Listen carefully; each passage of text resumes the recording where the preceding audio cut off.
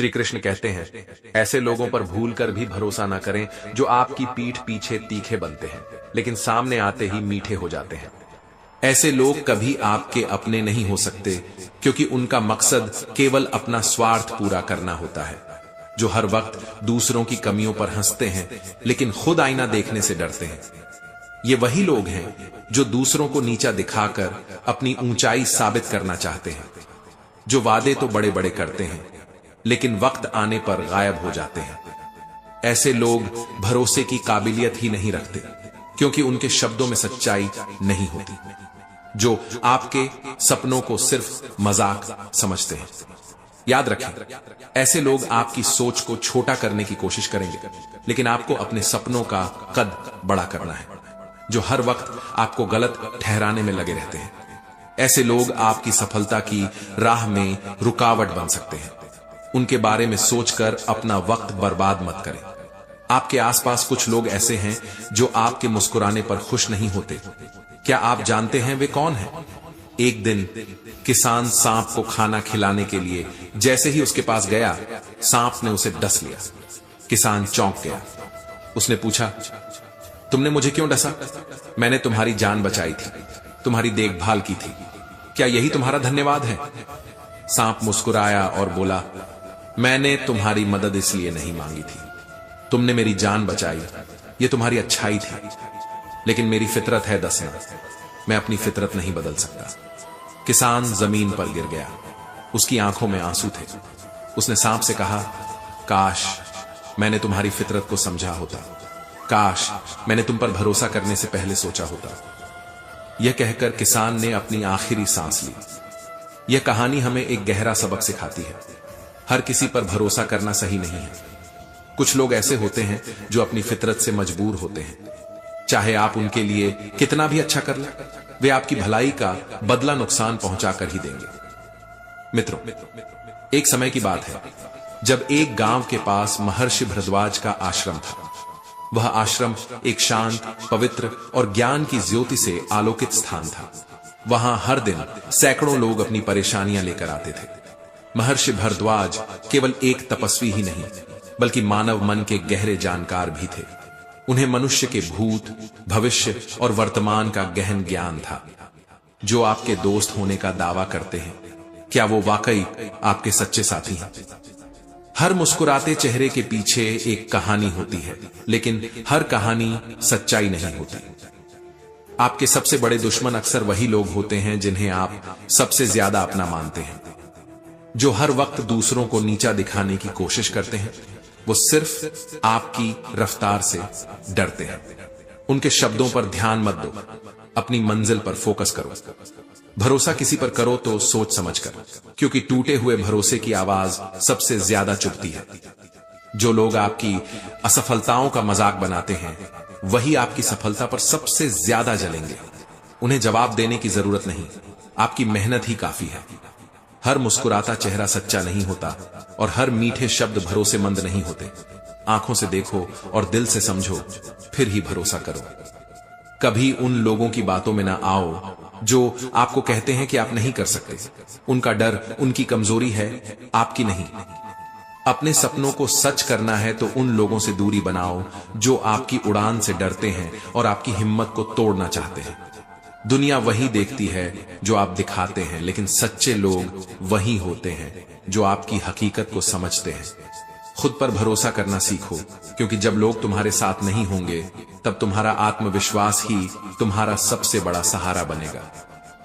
ऐसे लोग जो खुद को सही साबित करने के लिए दूसरों को गलत ठहराते हैं, कभी आपके साथ खड़े नहीं हो सकते। उन्हें वहीं छोड़ दो जहां वो हैं। जिंदगी में केवल वही लोग कामयाब होते हैं जो अपनी ऊर्जा सही जगह लगाते हैं। गलत लोगों पर वक्त बर्बाद मत करो। क्या आप जानते हैं कि दुनिया में सबसे ज्यादा दर्द किस चीज से होता है? यह दर्द तब होता है दोस्तों, यह दर्द तब होता है जब हम किसी पर भरोसा करते हैं और वही इंसान हमारे भरोसे को तोड़ देता है। आज मैं आपको एक ऐसी कहानी सुनाने वाला हूं जो न केवल आपको सोचने पर मजबूर कर देगी, बल्कि आपकी जिंदगी के नजरिए को भी बदल देगी। बहुत समय पहले की बात है। एक छोटे से गांव में एक किसान रहता था। वह बहुत मेहनती था और हर किसी की मदद के लिए तैयार रहता था। उसकी एक आदत थी, वह हर किसी पर जल्दी भरोसा कर लेता था। गांव के लोग अक्सर उसकी इस आदत का फायदा उठाते थे, लेकिन किसान को इस बात का एहसास नहीं था। उसे लगता था कि हर इंसान दिल से अच्छा होता है। एक दिन किसान अपने खेत में काम कर रहा था, तभी उसने देखा कि एक सांप खेत के किनारे पड़ा हुआ है। सांप घायल था और ठंड से कांप रहा था। किसान को उस पर दया आ गई। उसने सोचा, यह तो एक जानवर है, इसे मेरी मदद की जरूरत है, मुझे इसकी जान बचानी चाहिए। किसान ने सांप को उठाया और अपने घर ले आया। उसने उसे अपने कमरे में रखा, उसकी चोट पर दवा लगाई और उसे गर्मी देने के लिए आग के पास रखा। सांप धीरे धीरे ठीक होने लगा। किसान खुश था। उसने सोचा, मैंने एक जिंदगी बचाई है, यह सांप मुझे कभी नुकसान नहीं पहुंचाएगा। कुछ दिनों बाद सांप पूरी तरह ठीक हो गया। उसने किसान के साथ बहुत सहजता से व्यवहार करना शुरू कर दिया। किसान को अब उस पर पूरा भरोसा हो गया था।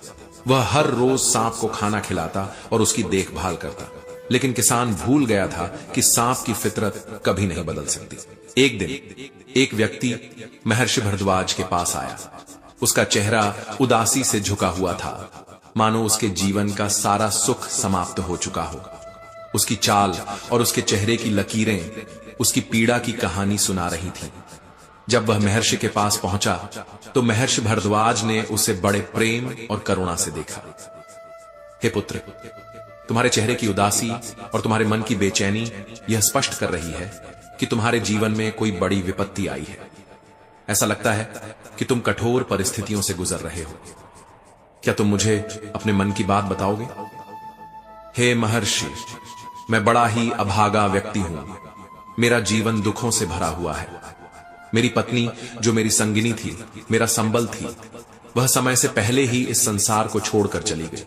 उसकी मृत्यु के बाद मैं अपने जीवन का रास्ता भटक गया। मैं उसके वियोग में इतना व्याकुल हो गया कि मुझे संसार का कोई होश नहीं रहा। तभी मेरे पड़ोसियों ने मेरी इस स्थिति का लाभ उठाया।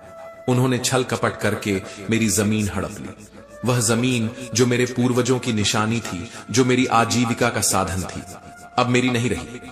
और इतना ही नहीं, उन निर्दय लोगों ने मेरा घर भी मुझसे छीन लिया। उन्होंने मुझे मेरे ही घर से बेघर कर दिया। मैं उनके इस व्यवहार से टूट गया हूं।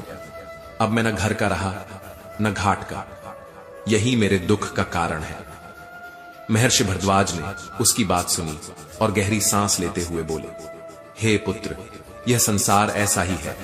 यहां ऐसे लोग हैं जो दूसरों की दुर्बलता का लाभ उठाते हैं, परंतु यह भी जान लो कि यह सब प्रकृति का खेल है। जो लोग छल और कपट का सहारा लेते हैं, वे एक दिन अपने कर्मों का फल अवश्य भुगतते हैं। कुछ देर के मौन के बाद उन्होंने आगे कहा, परंतु तुम्हारे जीवन में जो हुआ वह केवल बाहरी परिस्थितियों का परिणाम नहीं है। यह तुम्हारे अपने भीतर की कमजोरियों और भ्रम का भी नतीजा है।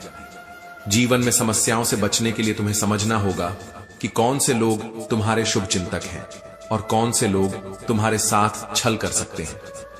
इस संसार में हर व्यक्ति को अपने जीवन की रक्षा स्वयं करनी होती है। दूसरों के छल कपट से बचने के लिए तुम्हें अपनी बुद्धि और विवेक का प्रयोग करना सीखना होगा, और इसके लिए सबसे पहले तुम्हें 7 बातें समझनी होंगी। अगर तुमने इन 7 बातों को जीवन में आत्मसात कर लिया तो कोई भी तुम्हें छल नहीं पाएगा। हे महात्मा, कृपया मुझे उन 7 बातों के बारे में बताइए। एक कहानी सुनाता हूं, तुम इस कहानी को ध्यान से सुनना और जो बातें मैं तुम्हें बताऊंगा उन्हें अपने जीवन में धारण करना। तब वह व्यक्ति महर्षि से कहता है, ठीक है महात्मा जी, आप वह कहानी सुनाइए। मैं उसे पूरा सुनूंगा और समझने का प्रयास करूंगा। मित्रों, मैं आप सभी के लिए माता लक्ष्मी और भगवान नारायण श्री कृष्ण से प्रार्थना करता हूं कि जो भी व्यक्ति इस वीडियो को पूरा देखेगा और भगवान श्री कृष्ण के नाम का कमेंट करेगा, उसका घर परिवार हमेशा धन, दौलत और सुख शांति से भरा रहेगा। मित्रों, इसी पवित्र आशय के साथ महर्षि भरद्वाज ने अपनी कहानी सुनानी प्रारंभ की। बहुत समय पहले की बात है, जब एक विशाल और समृद्ध राज्य पर एक न्यायप्रिय और धर्मात्मा राजा का शासन था। वह राजा न केवल अपनी प्रजा के लिए भगवान का वरदान था, बल्कि अपनी उदारता और धार्मिक प्रवृत्ति के लिए भी प्रसिद्ध था। उसके राज्य की सीमा इतनी विशाल थी कि लोग उसकी तुलना इंद्रलोक से करते थे। राजा की दयालुता और न्यायप्रियता का ऐसा प्रभाव था कि राज्य में हर व्यक्ति उसे अपने पिता के समान मानता था। राजा के पास सभी सुख सुविधाएं थीं। उसकी संपत्ति और वैभव का कोई अंत नहीं था। उसके पास 6 सुंदर रानियां थीं, जिनकी सुंदरता और गुणों का दूर दूर तक बखान होता था। वह राजा उन रानियों से अत्यंत प्रेम करता था और उनका आदर करता था। लेकिन इतना सब कुछ होने के बावजूद राजा के जीवन में एक गहरी कमी थी। वह कमी थी संतान की। राजा ने अपने जीवन में संतान पाने के लिए हर संभव प्रयास किया। उसने पहले एक विवाह किया, फिर दूसरा, और धीरे धीरे उसकी 6 रानियां हो गईं। लेकिन फिर भी उसे वह खुशी नहीं मिली जिसका वह हमेशा से इंतजार कर रहा था। वह हर दिन भगवान से प्रार्थना करता, मंदिरों में जाकर यज्ञ कराता और दान पुण्य करता।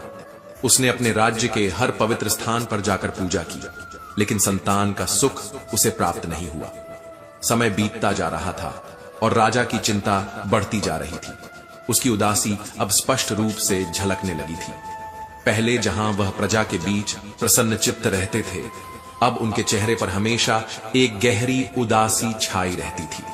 राजा के दुख को देखकर उसकी प्रजा भी दुखी हो गई। वे अपने राजा के प्रति अत्यंत प्रेम और निष्ठा रखते थे और उसकी पीड़ा को अपनी पीड़ा मानते थे।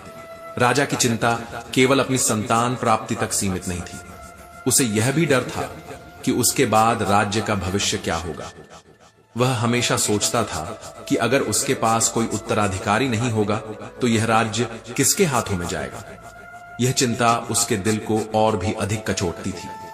राजा ने हर बड़े ज्ञानी और मुनि से सलाह ली। उसने कई धार्मिक क्रियाएं करवाई, लेकिन उसकी समस्या का समाधान नहीं हुआ। उसकी रानियां भी उसके दुख को साझा करती थीं और अपने स्तर पर हर संभव प्रयास करती थीं। लेकिन जैसे जैसे समय बीतता गया, राजा और उसकी रानियों की आशा धीरे धीरे समाप्त होने लगी। कुछ समय बाद राजा की उदासी इतनी बढ़ गई कि उसने महल में अधिक समय बिताना छोड़ दिया। वह अपने मन को शांत करने के लिए जंगलों में चला जाता, जहां वह अकेले बैठकर अपने विचारों में खो जाता। वह भगवान से सवाल करता, हे प्रभु, ऐसा क्यों? मेरे पास सब कुछ है, लेकिन फिर भी मैं अधूरा हूं। मैंने कभी किसी के साथ अन्याय नहीं किया, फिर भी मेरा जीवन इतना अधूरा क्यों है? उसका यह आक्रोश केवल उसकी प्रार्थनाओं में नहीं, बल्कि उसके व्यवहार में भी दिखने लगा। पहले जहां राजा अपनी प्रजा के बीच हंसते खिलखिलाते रहते थे, अब वे अक्सर गहरे विचारों में खोए रहते थे। उनकी प्रजा भी यह देखकर व्यथित थी। राज्य के वृद्ध और अनुभवी लोग अक्सर यह कहते, हमारा राजा तो भगवान का रूप है, फिर उसे यह कष्ट क्यों? क्या यह हमारे राज्य की कोई परीक्षा है? क्या भगवान चाहते हैं कि हम अपने राजा के साथ उनके इस दुख को साझा करें? राजा का यह दुख धीरे धीरे पूरे राज्य का दुख बन गया। प्रजा ने मंदिरों में विशेष प्रार्थनाएं शुरू की। लोग राजा के लिए दिन रात भगवान से प्रार्थना करते। महिलाएं व्रत रखती और बच्चे भगवान से प्रार्थना करते कि उनके राजा को संतान का सुख मिले। एक दिन की बात है, राजा अपने घोड़े पर सवार होकर शिकार के लिए जंगल में निकला।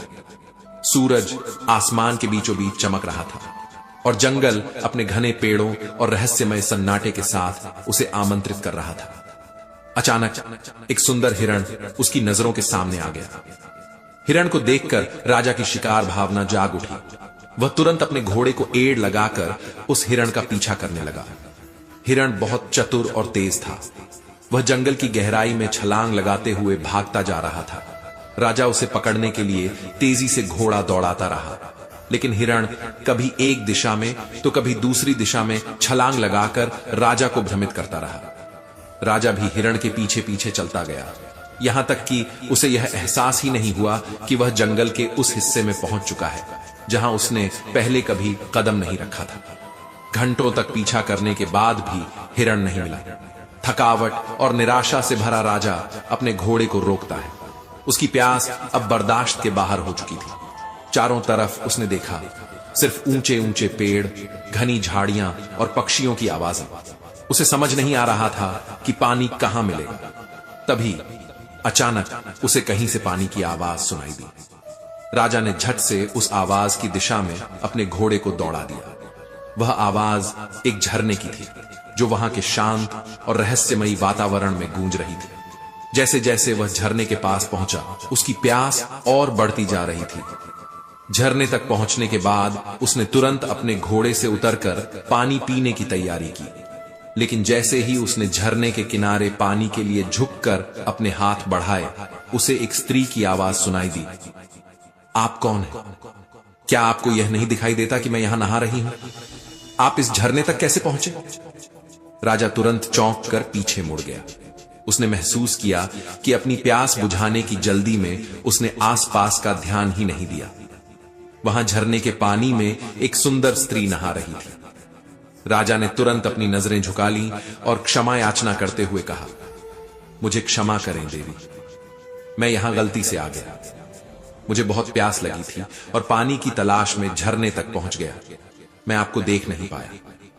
यदि आप अनुमति दें तो क्या मैं थोड़ा पानी पी सकता हूं?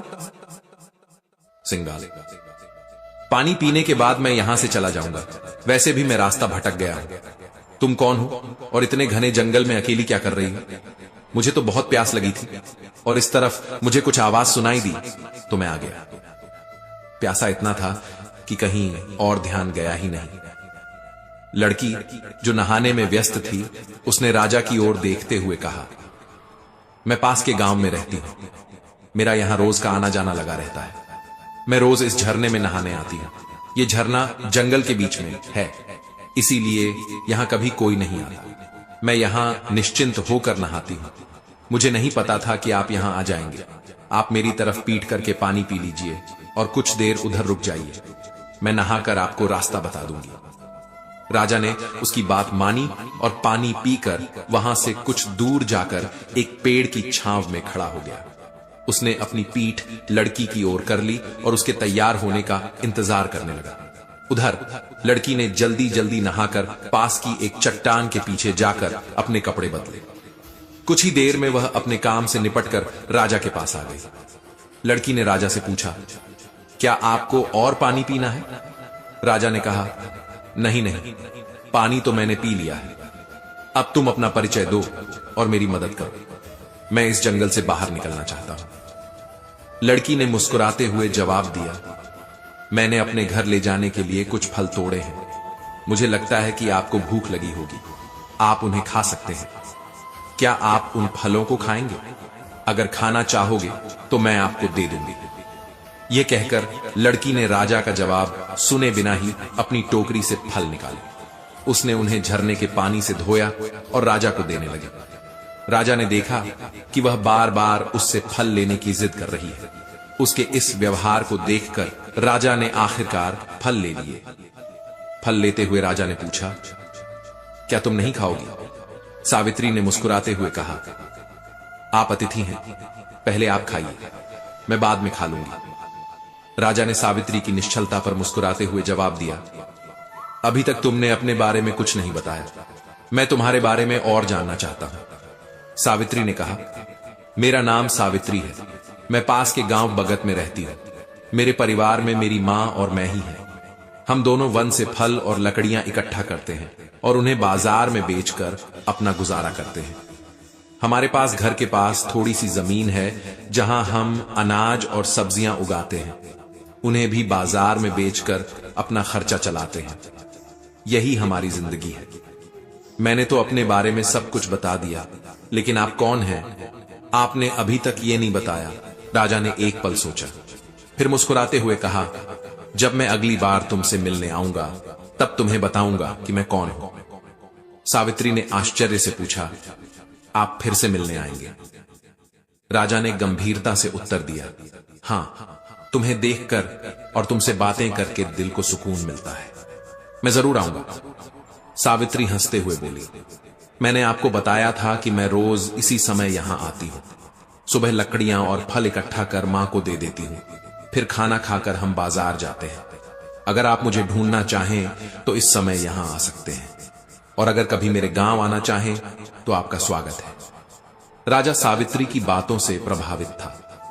उसने मन ही मन सोचा कि सावित्री की सादगी और स्वाभिमान अनमोल है। वह सावित्री को अलविदा कहकर अपने राज्य लौट आया। राजमहल पहुंचने के बाद भी राजा सावित्री के विचारों में खोया हुआ था। उसका ध्यान हर समय सावित्री की बातों और उसकी मुस्कान पर अटका रहता। तभी उसके मंत्री ने उसे चिंतित देखकर पूछा, हे राजन, आप क्या सोच रहे हैं? राजा ने अपनी मुलाकात की सारी कहानी मंत्री को सुनाई। मंत्री ने थोड़ी देर सोचा और फिर कहा, हे राजन, सावित्री गुणवान और मेहनती है। उसके जैसा स्वाभिमानी जीवन साथी मिलना दुर्लभ है। आप उससे विवाह कर लें। हो सकता है वह हमारी रानी बनकर राज्य को एक उत्तराधिकारी दे। मंत्री का सुझाव सुनकर राजा गंभीर हो गया। उसने उसी समय निर्णय लिया। राजा और मंत्री अगले ही दिन सावित्री से मिलने के लिए झरने के पास पहुंचे। राजा ने सावित्री को आवाज दी, लेकिन वहां कोई जवाब नहीं आया। चारों ओर सन्नाटा था। राजा ने कई बार पुकारा, परंतु सावित्री नहीं आई। कुछ समय तक इंतजार करने के बाद भी जब कोई हलचल नहीं हुई तो राजा चिंतित हो उठा। उसने मंत्री से कहा, आज सावित्री दिखाई नहीं दे रही है। या तो वह आज यहां नहीं आई है या फिर आकर चली गई है। लेकिन उसने कहा था कि वह रोज यहां आती है। अब तक वह क्यों नहीं आई? मंत्री ने सोचा और कहा, महाराज, क्यों ना हम उसके गांव चलें? शायद वह वहां हो। राजा ने सहमति जताई और कहा, हां, लगता है यही सही रहेगा। चलो उसके गांव चलते हैं। राजा और मंत्री दोनों सावित्री के गांव की ओर चल पड़े। रास्ते में गांव वालों से पूछते हुए वे सावित्री के घर पहुंचे। वहां पहुंचकर उन्होंने देखा कि सावित्री अपनी कुटिया के बाहर चुपचाप बैठी थी। उसकी आंखें आंसुओं से भरी हुई थी। उसका चेहरा उदासी से झुका हुआ था और उसके चारों ओर एक अजीब सा सन्नाटा पसरा हुआ था। राजा ने उसे आवाज लगाई, सावित्री, तुम क्या कर रही हो? देखो, मैं तुमसे मिलने आया हूं। मैंने झरने के पास तुम्हारी बहुत प्रतीक्षा की, लेकिन तुम वहां नहीं आई। अब बताओ, तुम्हें क्या हुआ है? सावित्री ने धीरे से सिर उठाया। उसकी आंखों से आंसू बह रहे थे। वह कुछ बोलने की कोशिश कर रही थी, लेकिन उसकी आवाज जैसे गले में अटक गई हो। राजा ने उसकी स्थिति देखकर पूछा, सावित्री, क्या हुआ? तुम क्यों रो रही हो? तभी पास में बैठे एक वृद्ध ग्रामीण ने राजा की ओर देखकर कहा, बाबूजी, इसके अपने में सिर्फ इसकी मां ही थी और अब वह भी चल बसी है। कल उसे सर्प ने काट लिया और उसकी मृत्यु हो गई। अब यह बेचारी अकेली रह गई है। आप ही बताइए, ऐसे में यह न रोए तो क्या करे? गांव के वृद्ध की बात सुनकर राजा और मंत्री दोनों सावित्री की ओर देख रहे थे। उसकी आंखों से बहते आंसू और उसके चेहरे पर छाई उदासी ने राजा के हृदय को झकझोर दिया। तभी वहां खड़े एक ग्रामीण ने पूछा, लेकिन आप लोग कौन हैं और यहां क्यों आए हैं? इस पर मंत्री ने राजा का परिचय दिया। यह हमारे महाराज हैं। यह स्वयं अपनी प्रजा की भलाई के लिए यहां आए हैं। मंत्री की बात सुनकर पूरा गांव स्तब्ध रह गया। कुछ ही क्षणों में यह खबर गांव के हर घर तक पहुंच गई और लोग दौड़ते हुए सावित्री के घर के पास जमा होने लगे। सभी ने मिलकर राजा का दिल से स्वागत किया। राजा ने सावित्री के गांव के मुखिया को बुलाया और कहा, मैं सावित्री से विवाह करना चाहता हूं। क्या आप लोगों को इस पर कोई आपत्ति है? गांव के मुखिया ने गदगद होकर उत्तर दिया, महाराज, हमें कोई आपत्ति नहीं है। हमारी बेटी राजरानी बनेगी। यह हमारे लिए गर्व की बात है। हमारा गांव अब आपका ससुराल होगा। इससे अधिक सौभाग्य की बात हमारे लिए और क्या हो सकती है? गांव वालों ने तुरंत तैयारियां शुरू कर दी। सावित्री के घर को फूलों से सजाया गया और गांव के मंदिर में विवाह का आयोजन किया गया। गांव की महिलाओं ने सावित्री को विवाह के लिए तैयार किया। जब वह विवाह मंडप में आई तो उसकी सादगी और सुंदरता देखकर राजा मंत्रमुग्ध हो गया। विवाह बड़े धूमधाम से संपन्न हुआ। सावित्री अब रानी बन चुकी थी। राजा ने उसे नया नाम दिया, रानी राजलक्ष्मी। यह नाम सुनकर गांव वाले बहुत खुश हुए। उन्होंने राजा और रानी को आशीर्वाद दिया और बड़े ही हर्षोल्लास के साथ अपनी बेटी को विदा किया। राजा और मंत्री रानी राजलक्ष्मी को लेकर राजधानी लौटने के लिए तैयार हुए। विदाई के समय पूरा गांव उमड़ पड़ा। हर किसी की आंखों में खुशी और गर्व के आंसू थे। लोग अपनी बेटी को रानी के रूप में जाते देख प्रसन्न थे। गांव के बच्चे, महिलाएं और पुरुष सभी झूमते गाते विदाई समारोह में शामिल हुए। राजा अपनी राजधानी लौट आया। महल में प्रवेश करते ही रानी राजलक्ष्मी को देखकर बाकी 6 रानियों के दिल में ईर्ष्या का ज्वालामुखी फूट पड़ा। उन्होंने राजलक्ष्मी का स्वागत तो किया, परंतु उनके दिल में जलन साफ झलक रही थी। राजलक्ष्मी अपने भोले और मासूम स्वभाव के कारण उनकी ईर्ष्या को पहचान नहीं पाई। वह सभी को दिल से अपना मानती रही। समय बीतता गया और राजा का अधिकांश समय रानी राजलक्ष्मी के साथ ही बीतने लगा। उनकी सरलता और सच्चाई ने राजा को उनके और करीब ला दिया। लेकिन एक समस्या धीरे धीरे उभरने लगी। विवाह को कई वर्ष बीत चुके थे, परंतु राजा और राजलक्ष्मी को कोई संतान नहीं हुई। यह चिंता राजा और रानी के दिल में घर करने लगी। इसी दौरान एक दिन राजा के मंत्री को खबर मिली कि एक प्रसिद्ध सन्यासी उनके राज्य से गुजर रहे हैं। वह सन्यासी अपनी चमत्कारी शक्तियों और आशीर्वाद देने की क्षमता के लिए जाने जाते थे। मंत्री ने यह खबर तुरंत राजा को दी। मंत्री ने कहा, महाराज, एक महान सन्यासी हमारे राज्य में आए हैं। वह अपनी तपस्या और दिव्य शक्तियों के लिए प्रसिद्ध है। क्यों न हम उन्हें राज दरबार में आमंत्रित करें और अपनी समस्या का समाधान पूछें। राजा ने सहमति जताई। उसने कहा, यह सही रहेगा। हो सकता है उनके आशीर्वाद से हमारी समस्या का समाधान हो जाए। उनके आगमन से न केवल हमें बल्कि पूरे राज्य को लाभ होगा। राजा ने तुरंत सन्यासी को राजमहल में आमंत्रित करने के लिए अपने सैनिकों को भेजा। राजा ने महात्मा को बड़े सम्मान के साथ महल में बुलाया। महात्मा के महल में प्रवेश करते ही राजा ने उनका स्वागत किया और उन्हें राज सिंहासन के पास बैठने का आग्रह किया। राजा ने आदर पूर्वक उनके चरणों में प्रणाम करते हुए अपनी समस्या का समाधान करने की विनती की। राजा ने कहा, हे महात्मा, मेरे जीवन में सब कुछ है, परंतु संतान सुख की कमी है। मैंने बहुत प्रयास किए, परंतु इस समस्या का कोई हल नहीं मिला। कृपया मुझे मार्गदर्शन दें। महात्मा ने ध्यान मग्न होकर राजा की बात सुनी। उनकी आंखों में दया का भाव झलक रहा था। उन्होंने राजा से कहा, महाराज, इस समस्या का समाधान निश्चित है, लेकिन मुझे कुछ दिन इस महल में रहकर अपने साधना से यह जानने की आवश्यकता है कि समस्या का मूल कारण क्या है। इसके लिए मुझे आपकी अनुमति चाहिए। राजा ने तुरंत अपनी सहमति देते हुए कहा, महात्मा जी, यह महल आपका है। आप यहां जितने दिन चाहें रुक सकते हैं। मैं आपकी हर आवश्यकता का ध्यान रखूंगा। इसके बाद राजा ने अपने सेवकों को महात्मा के रहने का उचित प्रबंध करने का आदेश दिया और अपनी सभी रानियों को बुलाकर कहा, महात्मा जी का सत्कार करना हमारा धर्म है। आप सब उनकी सेवा में किसी भी प्रकार की कमी न होने दें। लेकिन बाकी 6 रानियों का रवैया इसके विपरीत था। जब उन्होंने महात्मा के फटे पुराने वस्त्र देखे तो उनके मन में घृणा का भाव आ गया।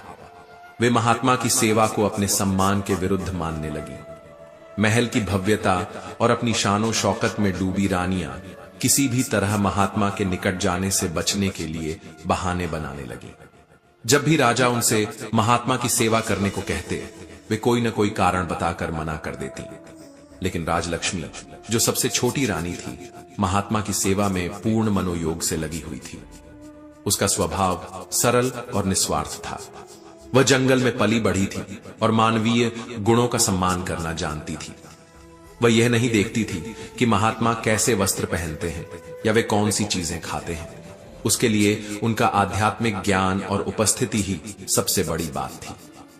हर सुबह राजलक्ष्मी महात्मा के लिए ताजे फूल लाती, उनके लिए भोजन बनवाती और उनकी हर जरूरत का ध्यान रखती। वह उनके पास बैठकर उनकी शिक्षाओं को सुनती और विनम्रता से उनकी सेवा करती। महात्मा ने राजलक्ष्मी के इस समर्पण को देखा और मन ही मन प्रसन्न हुए। कुछ दिन महल में रहने के बाद महात्मा ने राजा से कहा, महाराज, अब समय आ गया है कि मैं यहां से प्रस्थान करूं। मैं आपकी समस्या का समाधान जान चुका हूं और इसका हल भी बता सकता हूं। राजा ने तुरंत सभी रानियों और दरबारियों को बुलवाया। महात्मा ने कहा, इस महल में एक ही रानी ऐसी है जिसने सच्चे दिल से मेरी सेवा की है। बाकी रानियां दिखावे और घमंड में डूबी हुई हैं। आपकी समस्या का समाधान इस बात में छिपा है कि आपकी सबसे छोटी रानी, जो भोली और निस्वार्थ है, उसे मेरा आशीर्वाद प्राप्त है। महात्मा ने रानी राजलक्ष्मी को अपने पास बुलाया और कहा, बेटी, तुमने मेरे आने के बाद से जो सेवा और सत्कार किया है उसने मुझे बहुत प्रसन्न किया है।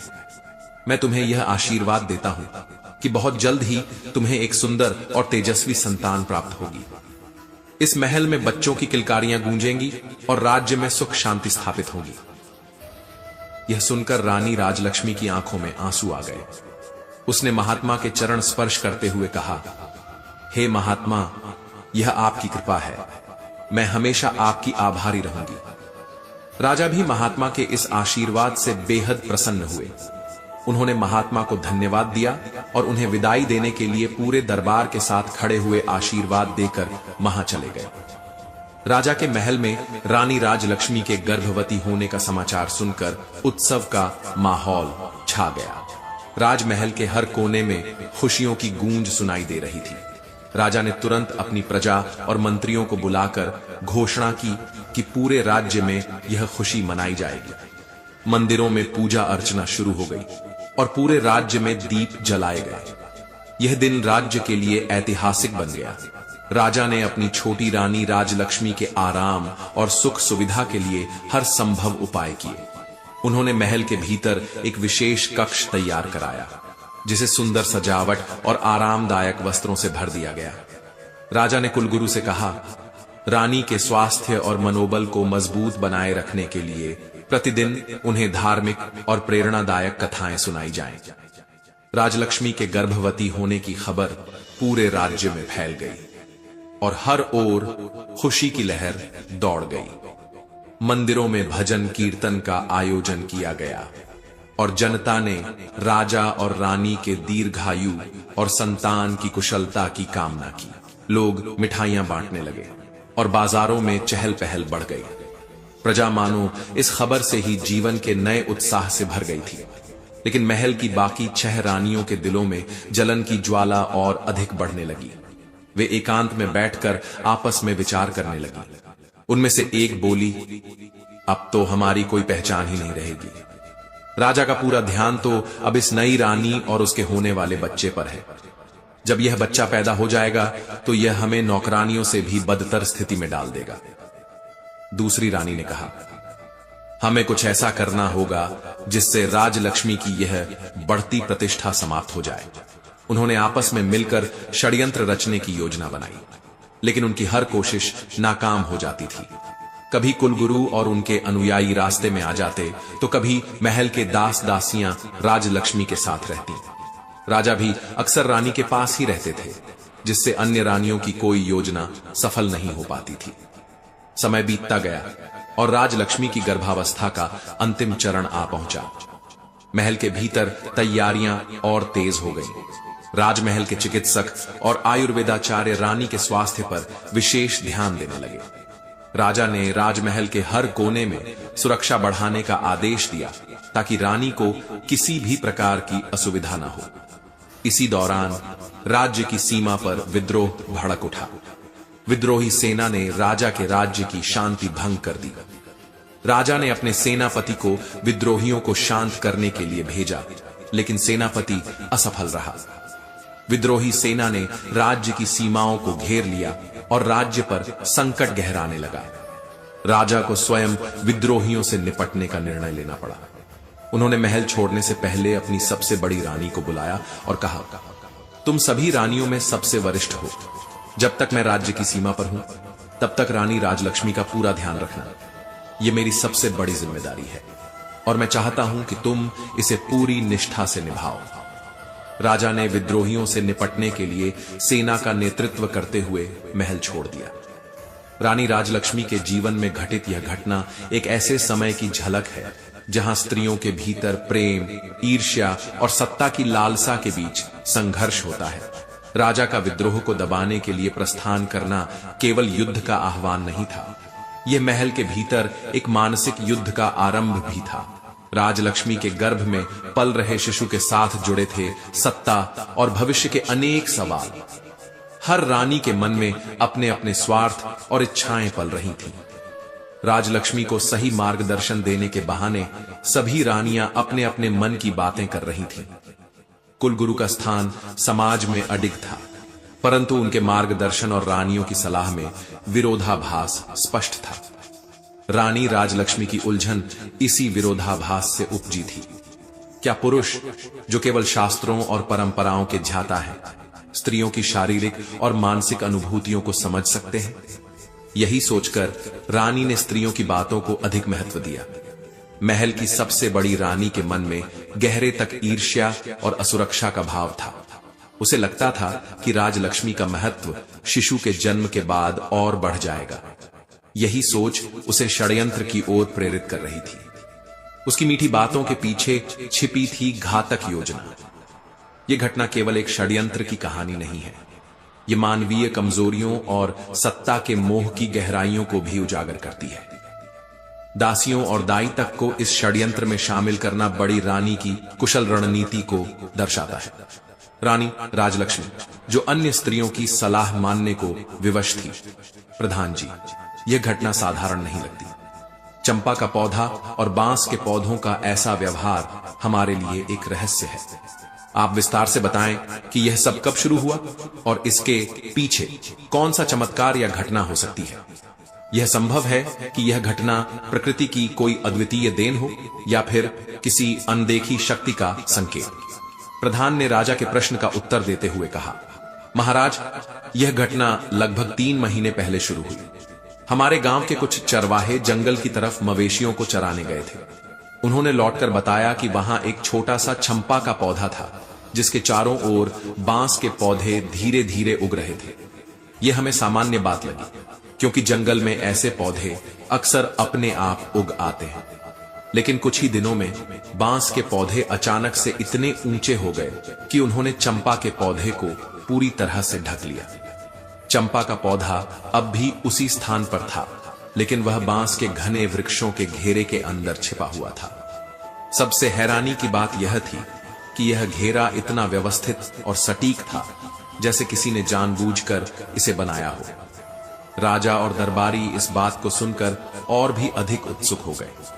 राजा ने पूछा, क्या यह संभव है कि इन पौधों का उगना किसी प्राकृतिक प्रक्रिया का हिस्सा हो, या फिर इसके पीछे कोई अदृश्य शक्ति काम कर रही है?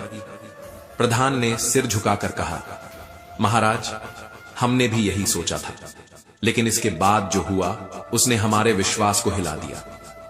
कुछ ही दिनों बाद चंपा के पौधे पर सुंदर सुंदर फूल आने लगे। उन फूलों की सुगंध इतनी मोहक थी कि उसका असर पूरे गांव में महसूस किया जाने लगा। लेकिन जब कोई व्यक्ति उन फूलों को छूने के लिए पास जाता, तो चंपा का पौधा अचानक इतना ऊंचा हो जाता कि फूल तक पहुंचना असंभव हो जाता। यही नहीं महाराज, एक रात को गांव के कुछ लोगों ने बताया कि उन्होंने उन पौधों के पास से मानव की आवाजें सुनी। पहले हमने इसे उनका वहम समझा, लेकिन बाद में जब और भी लोगों ने यही बात कही, तो हमने खुद जाकर जांच करने का फैसला किया।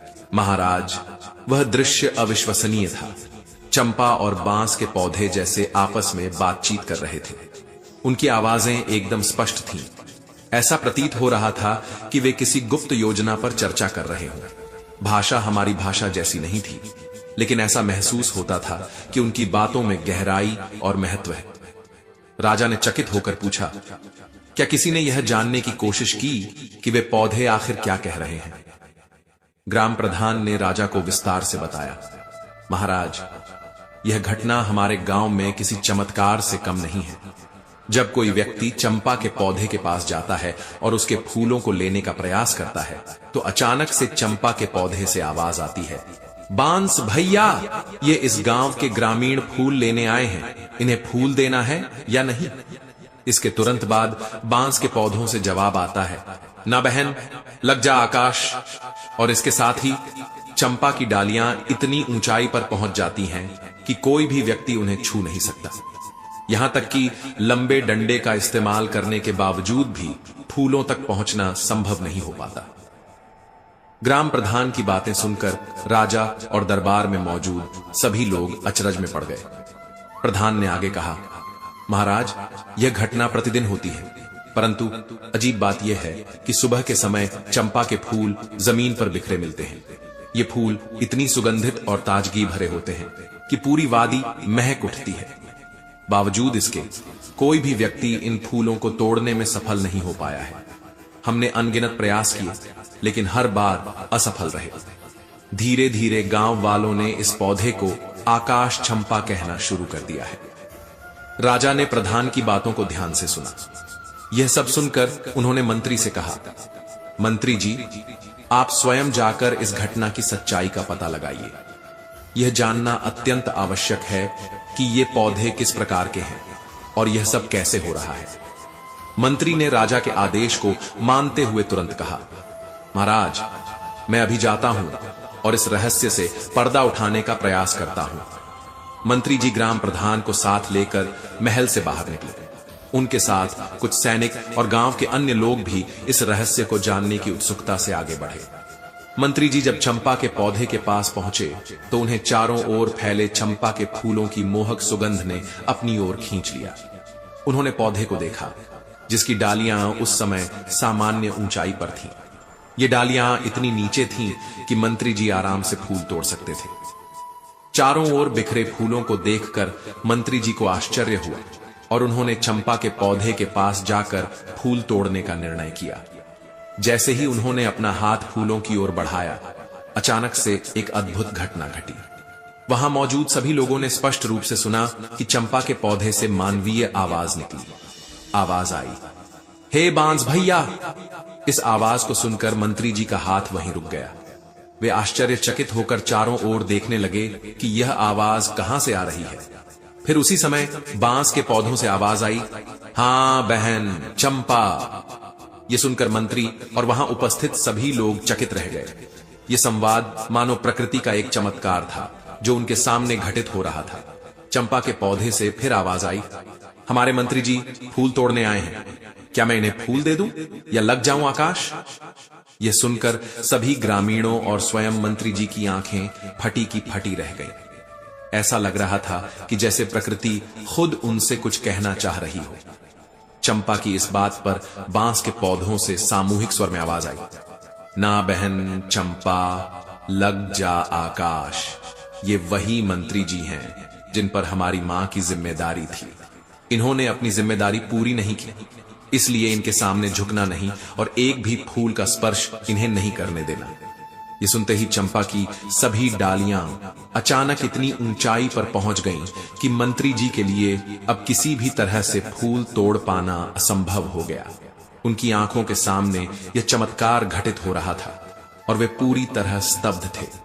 उन्होंने कई बार प्रयास किया कि किसी तरह से एक फूल तोड़ सकें, लेकिन उनकी हर कोशिश व्यर्थ साबित हुई। ऐसा लग रहा था कि चंपा और बांस के पौधे न केवल जागृत थे, बल्कि उनके अतीत और उनके कर्मों से भी परिचित थे। तभी बांस के पौधों से एक और सामूहिक आवाज आई, जो पहले से भी अधिक कठोर और स्पष्ट थी। आवाज ने कहा, जाइए मंत्री जी, आप अपने राज कार्य का संचालन कीजिए। आप किसी इंसान की जिम्मेदारी लेने के योग्य नहीं हैं। आपने अपनी जिम्मेदारी पूरी तरह से नहीं निभाई। क्या आपने कभी यह सोचा कि महारानी राजलक्ष्मी गर्भावस्था के अंतिम समय में कैसे थीं? उनके प्रसव के समय क्या कठिनाइयां हो सकती थीं? आपने एक बार भी उनका हाल जानने की कोशिश नहीं की। ऐसे कठिन समय में उनकी देखभाल करना आपका कर्तव्य था, लेकिन आपने उन्हें अकेला छोड़ दिया। बांस के पौधों की इस फटकार से मंत्री जी का चेहरा फीका पड़ गया। उनकी आंखों में अपराध बोध और शर्म की झलक साफ दिखाई दे रही थी। वे सोच भी नहीं सकते थे कि प्रकृति उनके अतीत के दोषों को इस तरह प्रकट करेगी। बांस के पौधों की आवाज ने आगे कहा, इसीलिए अब आप यहां से चले जाइए। हमारी दृष्टि में आपने अपराध किया है। आप न तो हमारे सामने फूल तोड़ सकते हैं और न ही हमारे सम्मान के योग्य हैं। मंत्री जी को ऐसा लगा जैसे उनके हाथों के साथ साथ उनका मस्तिष्क भी सुन्न हो गया हो। पौधों की कही बातों ने मंत्री जी के मन में गहरे सवाल उठा दिए। उन्होंने सोचा, क्या यह सब प्रकृति की कोई योजना है, या क्या इन पौधों के पास कोई अलौकिक शक्ति है जो मनुष्यों के कर्मों को देख और समझ सकती है? आत्मग्लानि से घिरे मंत्री जी ने साहस जुटाकर पौधों से सवाल पूछने की कोशिश की। उन्होंने कहा, हे चंपा और बांस, आप लोग यह सब कैसे जानते हैं? मुझसे क्या गलती हुई है? कृपया मुझे बताइए कि मैं अपनी इस गलती का प्रायश्चित कैसे कर सकता हूं। मंत्री जी ने कई बार यह सवाल दोहराया।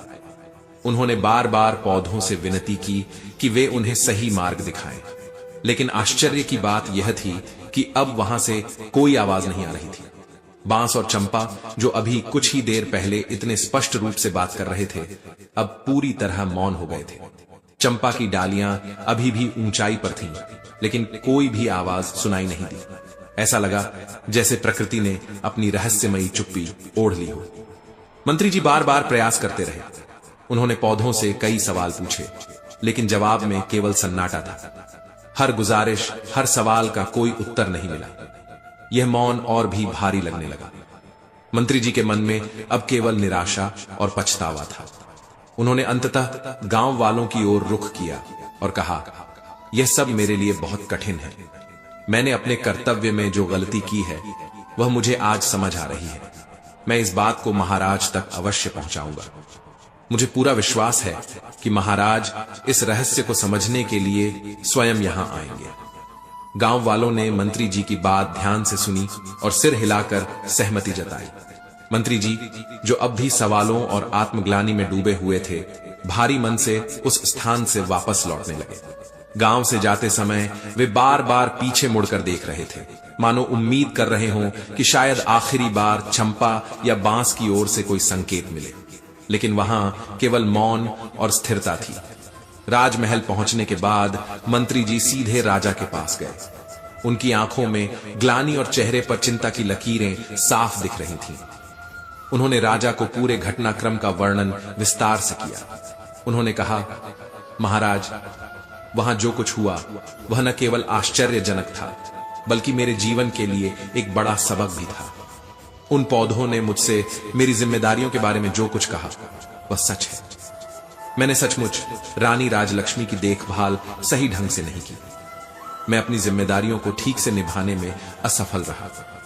गर्भावस्था के दौरान उन्हें मेरी आवश्यकता थी, लेकिन मैंने उन्हें अकेला छोड़ दिया। परंतु उन पौधों को इसके बारे में सब कुछ पता है। मैंने अपनी तरफ से उन पौधों से सब कुछ जानने की पूरी कोशिश की, लेकिन उन्होंने मुझे कुछ नहीं बताया। महाराज, मेरा आपसे अनुरोध है कि आप एक बार अवश्य वहां चलें और स्वयं देखें। हो सकता है वह चंपा का पौधा आपको सारी बातें बता दे। मंत्री की पूरी बात ध्यानपूर्वक सुनकर राजा ने कहा, ठीक है, हम स्वयं चलेंगे और अपने साथ अपनी रानियों को भी लेकर चलेंगे। हम सारे लोग वहां चलकर देखेंगे। परंतु राजा राजलक्ष्मी को नहीं ले जाना चाहता था। अब मंत्री जी को कुछ समझ नहीं आ रहा था कि अब वह क्या करे। उन्होंने फिर से कोशिश करते हुए महाराज से कहा, महाराज, यदि आप राजलक्ष्मी की सूरत नहीं देखना चाहते तो ना देखें, लेकिन उन्हें अपने साथ अवश्य लेकर चलें, क्योंकि महाराज, मुझे लगता है कि राजमहल में कुछ षड्यंत्र अवश्य हुआ है और उसका पता हमें नहीं चल पाया है। महाराज, मुझे दुख है कि अनजाने में मैं भी इस षड्यंत्र में शामिल हो गया हूं। इसलिए तो चंपा और बांस ने मुझे जिम्मेदारी नहीं निभाने वाला इंसान कहा, और साथ ही वह मुझसे बहुत ही नाराज लग रहे थे। हे महाराज, आप मेरी इतनी सी बात को मानकर मुझ पर उपकार कीजिए। हो सकता है इससे मुझे अपनी भूल सुधारने का अवसर ही मिल जाए और किसी अनजाने पाप का प्रायश्चित हो जाए। मंत्री की भावनाओं को समझते हुए महाराज ने कहा, ठीक है मंत्री जी, अगर आप राजलक्ष्मी को साथ ले जाना चाहते हैं तो ले जा सकते हैं, लेकिन इतना ध्यान रहे कि वह मेरी नजरों के सामने न आने पाए। अगर वह मेरे सामने आ गई तो मैं बर्दाश्त नहीं करूंगा, क्योंकि उसने मुझे इतना बड़ा धोखा दिया है। इसलिए मैं उसे अपने सामने नहीं देख सकता। इस प्रकार राजा और मंत्री के बीच चंपा के पौधे के पास जाने का दिन और समय तय हो गया। अब राजा और मंत्री के वहां जाने की तैयारी होने लगी। निश्चित दिन और समय पर राजा अपनी रानियों के साथ चंपा के फूलों का रहस्य जानने के लिए निकल पड़े। आगे रथ में स्वयं उनकी पटरानी तथा पीछे 5 रानियों की पालकी थी। उनके कई प्रमुख सभा सदस्य भी उनके साथ जा रहे थे। राजा के आदेश के अनुसार छोटी रानी राजलक्ष्मी को भी सभी के साथ जाना था, परंतु मंत्री जी ने उनके जाने की व्यवस्था अपने परिवार के साथ की थी और पूरे सम्मान सहित एक पालकी में अपने परिजनों के साथ उनकी यात्रा सुनिश्चित की। मंत्री जी को अब भी अपने आप पर ग्लानि हो रही थी कि उन्होंने गर्भ की अवस्था में रानी की पूरी तरह से देखभाल नहीं की थी और उन्होंने रानी के प्रसव की सही व्यवस्था नहीं की थी। उन्हें पूर्ण विश्वास हो गया था कि रानी ने राजा को धोखा नहीं दिया है, उनके साथ छल हुआ है। राजा की सवारी अब गांव की तरफ चल दी और गांव के पास आकर एक वन में रुक गई। गांव के बाहर गांव की सीमा पर पड़ाव डाला गया। गांव के ग्रामीण राज परिवार के स्वागत में जुट गए। अगले दिन सुबह यह काफिला चंपा के पौधे के पास जा पहुंचा और सभी लोग उनके चारों ओर घेरा डालकर बैठ गए। आज भी चंपा के फूल जमीन पर बिखरे हुए थे और उनमें से निकल रही मनमोहक सुगंध पूरे वातावरण को महका रही थी। चंपा की सुगंध से वहां उपस्थित सभी लोग प्रफुल्लित हो रहे थे। अब राजा भी उस चंपा के पौधे का रहस्य जानने के लिए बेताब थे। सभी 6 रानियां राजा के पास खड़ी थीं, परंतु छोटी रानी राजलक्ष्मी उनके पास न होकर मंत्री जी की पत्नी के साथ खड़ी थी। तभी एक रानी ने महाराज से कहा, महाराज, यदि आपकी आज्ञा हो तो मैं कुछ फूल तोड़कर ले लूं। मुझे इसकी खुशबू से बहुत अच्छा लग रहा है। राजा ने कहा, हां रानी जी, क्यों नहीं, आप अवश्य फूल लीजिए। तभी दूसरी रानी ने कहा, महाराज, मेरी भी फूल तोड़ने की बहुत इच्छा हो रही है। इनकी सुगंध इतनी अच्छी है कि मैं अपने आप को रोकने में असमर्थ हूं। आप आज्ञा दें तो मैं भी कुछ फूल तोड़ लाऊं। तब महाराज ने दोनों को आज्ञा दे दी। जब दोनों रानियां फूलों के पास गईं और उन्होंने चंपा के फूलों को तोड़ने के लिए अपना हाथ आगे बढ़ाया, तभी चंपा के फूलों से एक आवाज आई, रानी, आप रुकिए। आप हमारी आज्ञा के बिना इस तरह हमारे फूल नहीं तोड़ सकती। आवाज को सुनते ही रानियों के हाथ वहीं रुक गए। आसपास बैठे सभी लोग भी इस आवाज को सुनकर डर गए। तभी चंपा के पौधे से एक करुणा भरी आवाज आई, बांस भैया, हमारी सौतेली मां हमारे फूल लेने आई है।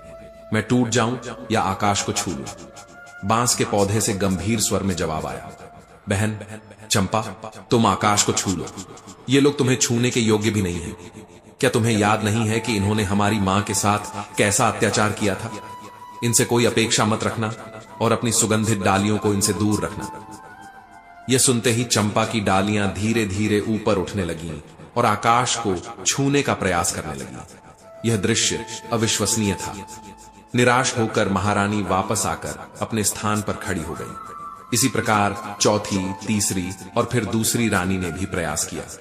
सभी ने फूल पाने की कोशिश की, परंतु हर बार चंपा ने बांस से पूछा और बांस ने उन्हें वही सलाह दी, तुम्हें इनके लिए झुकने की आवश्यकता नहीं है।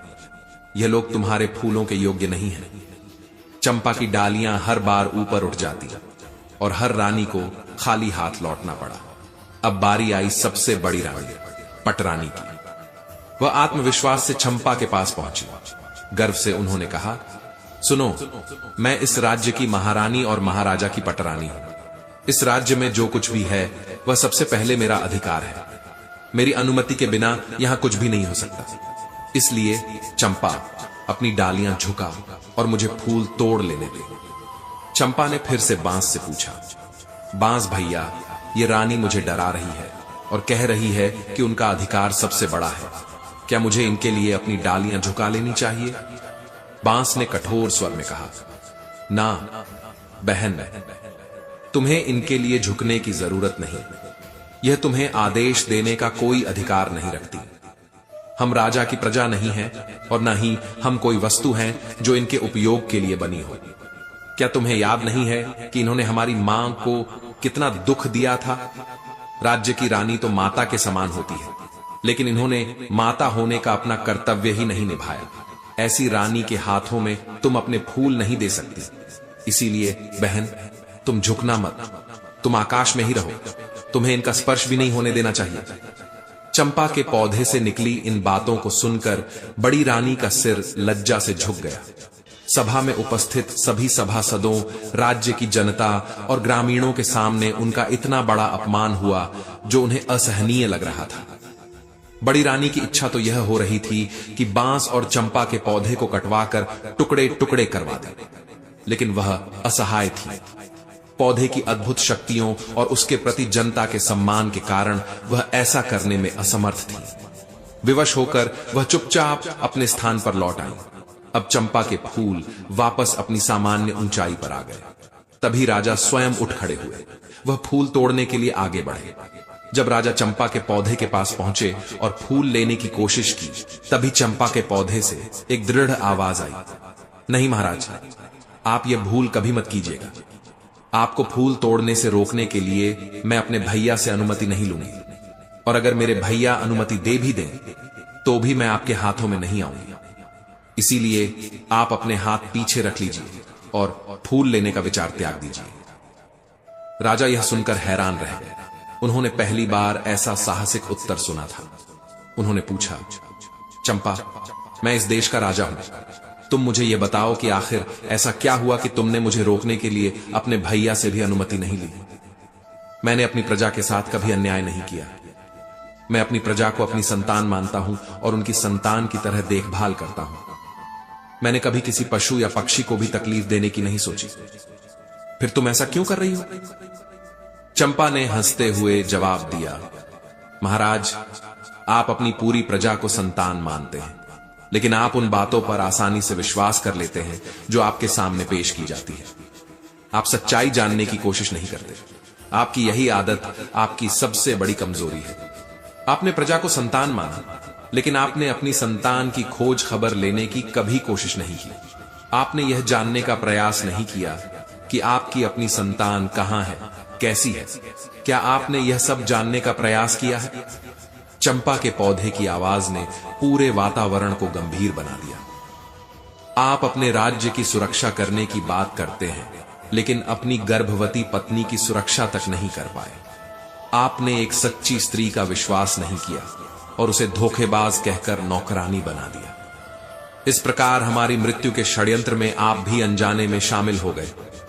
महाराज, जब आप अपनी पत्नी को ही सुरक्षा नहीं दे पाए तो आप किसी और को क्या सुरक्षा देंगे? राजा का चेहरा शर्म से झुक गया। उन्होंने गहरी सांस लेते हुए कहा, मैंने कौन सी गलती की है, मुझे बताओ। यदि मुझसे भूल हुई है तो मैं उसे सुधारना चाहता हूं। चंपा के पौधे से आवाज आई, यह जानने का अधिकार आपको नहीं है। अब आप वापस जाएं और अपने राज्य का संचालन करें, युद्ध लड़ें। आपकी प्रजा आपकी संतान अवश्य है, लेकिन उस प्रजा की देखभाल करते करते आप अपनी संतानों की रक्षा नहीं कर पाए। आप अपनी पत्नी और होने वाले बच्चों की सुरक्षा नहीं कर सके। यही आपकी सबसे बड़ी भूल है। राजा के पास अब कोई शब्द नहीं बचे थे। वे स्तब्ध होकर अपने स्थान पर खड़े रहे। उन्हें समझ नहीं आ रहा था कि चंपा के पौधे की बातों में छिपा सत्य क्या है। मंत्री जी ने इस सन्नाटे को तोड़ते हुए राजा से कहा, महाराज, यदि आप अनुमति दें तो छोटी रानी राजलक्ष्मी को एक बार फूल तोड़ने के लिए पौधे के पास भेज दें। हो सकता है कि कुछ सच्चाई सामने आ जाए। राजा कुछ कहने ही वाले थे कि तभी सबसे बड़ी रानी बोल उठी, मंत्री जी, जो फूल महाराज के हाथों से भी नहीं टूटे, वे इस धोखेबाज स्त्री के हाथों से कैसे टूटेंगे? आप ऐसा क्यों सोच रहे हैं? मंत्री जी ने प्रश्नवाचक दृष्टि से राजा की ओर देखा। चंपा के पौधे से अब तक हुई बातों ने राजा के मन में गहरा संदेह उत्पन्न कर दिया था। उन्हें लगने लगा था कि कहीं रानी राजलक्ष्मी के साथ सच में कोई षड्यंत्र तो नहीं हुआ था। उन्होंने अपनी शंका दूर करने का निर्णय लिया और राजा ने मंत्री जी को रानी राजलक्ष्मी को चंपा के पौधे के पास ले जाने की अनुमति दे दी। राजा ने कहा, ठीक है मंत्री जी, आप रानी राजलक्ष्मी को चंपा के पौधे के पास ले जाइए। यह सुनते ही बाकी रानियों के चेहरों पर चिंता की लकीरें खिंच गईं। सभी डरने लगीं कि कहीं उनके छल का पर्दाफाश न हो जाए। उन्हें कुछ भी समझ में नहीं आ रहा था कि अब क्या होगा। मंत्री जी ने रानी राजलक्ष्मी से कहा, रानी जी, आप चंपा के फूल तोड़ने के लिए आगे बढ़े। रानी राजलक्ष्मी ने चंपा की ऊंची डालियों को देखते हुए कहा, मंत्री जी, मेरे हाथ इतनी ऊंचाई तक कैसे पहुंचेंगे? यह असंभव लग रहा है। मंत्री जी ने उन्हें समझाते हुए कहा, रानी जी, आप पहले प्रयास तो कीजिए। आपसे पहले सभी ने कोशिश की, यहां तक कि महाराज भी फूल नहीं तोड़ पाए। यदि आपसे भी नहीं टूटेगा तो कोई बात नहीं, लेकिन आप पहले चलकर देखिए। मंत्री जी की बात सुनकर रानी राजलक्ष्मी ने साहस किया और धीरे धीरे चंपा के पौधे के पास गए। उन्होंने बड़े प्यार से अपने हाथ बढ़ाकर चंपा के तने को सहलाया। जैसे ही उनका कोमल स्पर्श चंपा को हुआ, एक सुखद अनुभूति उनके मन में उमड़ पड़ी। तभी चंपा के पौधे से एक भावुक आवाज आई, बांस भैया सुनो। आवाज थोड़ी रुंधी हुई थी। बांस के पौधे ने तुरंत जवाब दिया, बहन चंपा, तुम रो क्यों रही हो? चंपा ने कहा, भैया हमारी मां फूल लेने आई है। उन्होंने मुझे बहुत प्यार से स्पर्श किया है। उनके इस कोमल स्पर्श ने मेरे मन को असीम सुख और आनंद से भर दिया है। मेरा हृदय भावुक हो गया है और मैं द्रवित हो रही हूं। भैया मुझे आदेश दो कि अब मैं क्या करूं। मेरी तो इच्छा हो रही है कि मैं अपनी मां के चरणों में अपने सारे फूल समर्पित कर दूं। बांस के सभी पौधों ने एक साथ कहा, हां बहन चंपा, तुम्हारा दिल जो कह रहा है वही करो। मां के चरणों में तो स्वर्ग है। मां के चरणों का स्पर्श करना हमारा सबसे बड़ा कर्तव्य है। यह सुनकर चंपा की डालियां धीरे धीरे झुकने लगी। सभी ने देखा कि चंपा की सुंदर और सुगंधित डालियां रानी राजलक्ष्मी के चरणों तक पहुंच गईं। वे अपने सारे फूल रानी के चरणों में समर्पित करते हुए चारों ओर फैल गए। चंपा के फूलों की वर्षा रानी राजलक्ष्मी के ऊपर हो रही थी। उनके सिर से लेकर पांव तक चंपा के पुष्प लिपटे हुए थे। रानी अपनी आंखों से बहते आंसुओं के साथ चंपा की डालियों को बड़े स्नेह से सहला रही थी। यह दृश्य देखकर सभी राजकर्मचारी, सभासद और ग्रामीण भावुक हो उठे। हर किसी की आंखें आंसुओं से भर आईं। राजा अपनी हैरानी छिपाते हुए पौधों की ओर देखकर बोले, तुम कौन हो? ये बताओ, तुम कोई साधारण पौधे नहीं लगते। तुमने अब तक किसी को अपने फूलों को छूने नहीं दिया, लेकिन अब छोटी रानी के ऊपर पुष्प वर्षा कर रहे हो। इसका क्या अर्थ है? मुझे सच सच बताओ। इस बार चंपा ने धीरे और भावुक स्वर में जवाब दिया, राजन, मैं और ये 6 बांस आपके और छोटी रानी की ही संतान है। हम 7 भाई बहनों का जन्म एक साथ हुआ था। मुझसे बड़े 6 भाई हैं और मैं सबसे छोटी बहन हूं। राजा और वहां मौजूद हर कोई चौंक गया। चंपा ने अपनी बात जारी रखते हुए कहा, हमारे जन्म के समय हमारी मां असहनीय प्रसव पीड़ा से गुजर रही थी। उस समय उन्होंने आपकी पटरानी और इस राज्य की महारानी से सहायता की प्रार्थना की थी, लेकिन महारानी ने हमारी मां से क्रूरता की। उन्होंने कहा कि वह कोठी पर चढ़कर पानी के घड़े में अपना सिर डाल ले। चंपा की आवाज में दर्द झलकने लगा। उसने आगे कहा, पानी का घड़ा बहुत छोटा था।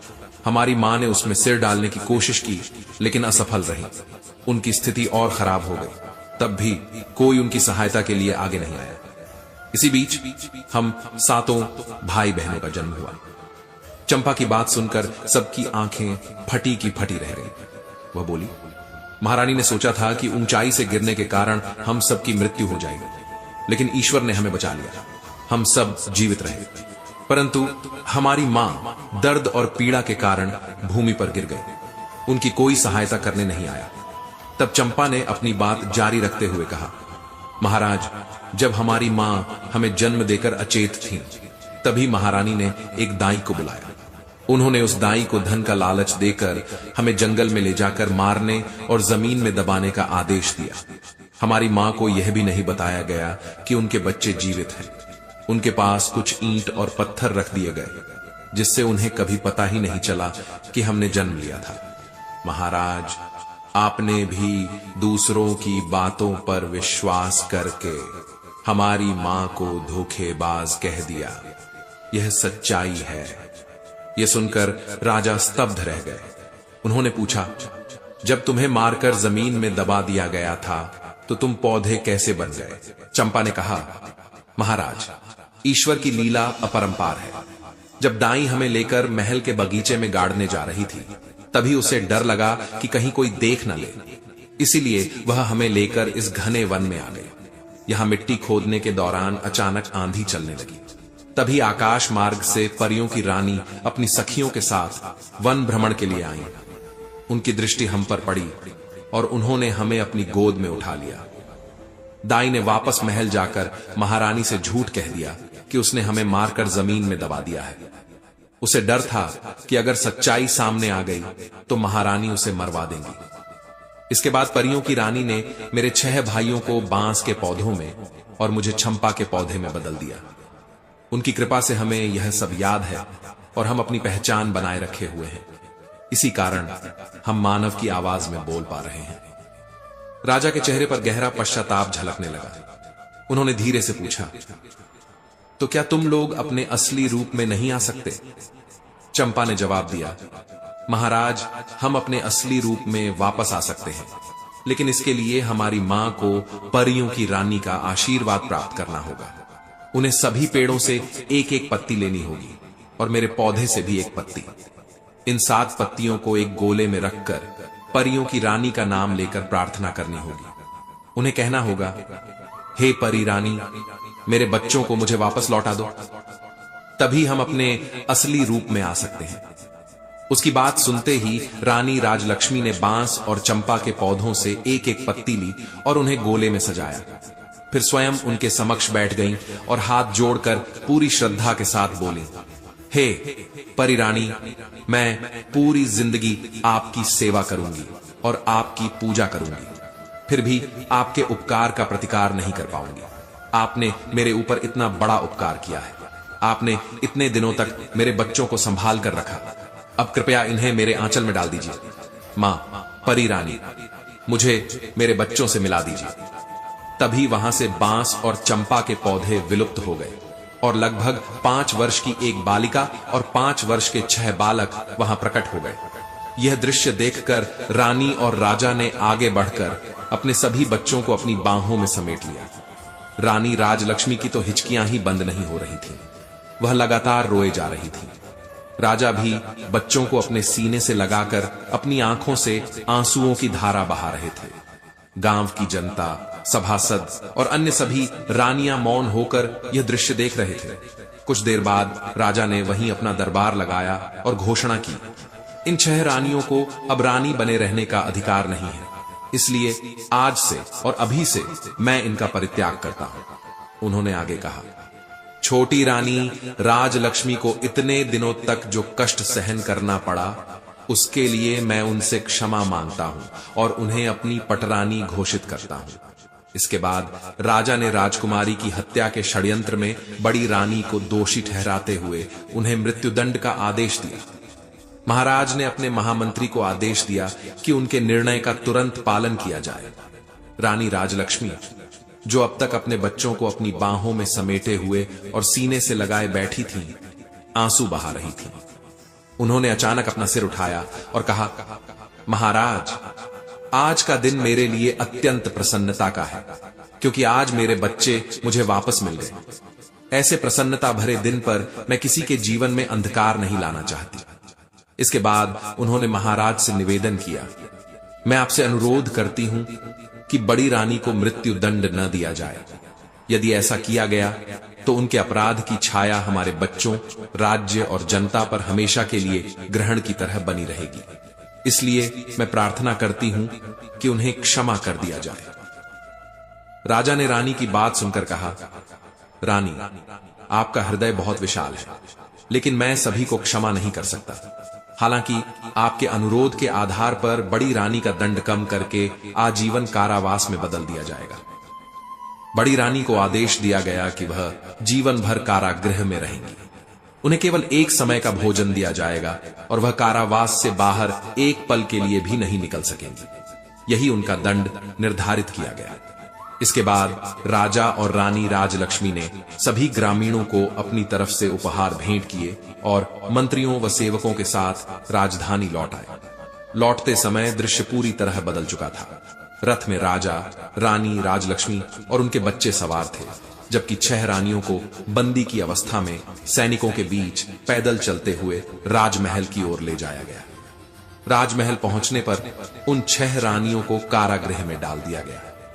इसके बाद राजा और रानी राजलक्ष्मी अपने बच्चों के साथ सुखपूर्वक रहने लगे और राज्य की जनता की देखभाल करने लगे। रानी राजलक्ष्मी के जीवन में जो पहले कष्टों से भरा था, भगवान की कृपा से बदलाव आया। राज्य के सभी नागरिक भी सुख और समृद्धि के जीवन का आनंद लेने लगे। इस घटना ने यह सिखाया कि भगवान हमेशा अच्छे के साथ अच्छा करते हैं और बुराई का परिणाम भयंकर होता है। इस कहानी से यह शिक्षा मिलती है कि किसी पर आंख मूंद कर भरोसा नहीं करना चाहिए। चाहे वह कितना भी नजदीकी क्यों ना हो। हे पुत्र, अब मैं तुम्हें उन 7 प्रकार के लोगों के बारे में बताता हूं जिनसे सतर्क रहना अत्यंत आवश्यक है। इन 7 लोगों से दूरी बनाए रखना ही तुम्हारे जीवन में सुख और शांति ला सकता है। याद रखना, मित्रता के नाम पर यह लोग जीवन में केवल विष घोलते हैं। पहला प्रकार के लोग वे होते हैं जो तुम्हारा उपयोग केवल अपने स्वार्थ के लिए करते हैं। जब तक उनका काम पूरा नहीं होता तब तक वे तुम्हारे साथ रहते हैं, पर जैसे ही उन्हें तुम्हारी आवश्यकता नहीं रहती वे तुम्हें बीच मझधार में छोड़कर चले जाते हैं। ऐसे लोगों से बचना बहुत जरूरी है, क्योंकि ये वही लोग होते हैं जो समय आने पर तुम्हारी पीठ में छुरा घोंप देते हैं। जीवन में हमेशा ऐसे स्वार्थी मित्रों से सावधान रहना चाहिए। दूसरा प्रकार के लोग वे होते हैं जो केवल तब तुम्हें याद करते हैं जब उन्हें तुम्हारी जरूरत होती है। उनकी दुनिया मुझे और मेरा के इर्द गिर्द ही घूमती है। ऐसे लोग अपने मतलब के लिए किसी भी हद तक जा सकते हैं। उनकी स्मृति केवल स्वार्थ से जुड़ी होती है, इसलिए इनसे दूरी बनाना ही तुम्हारी भलाई है।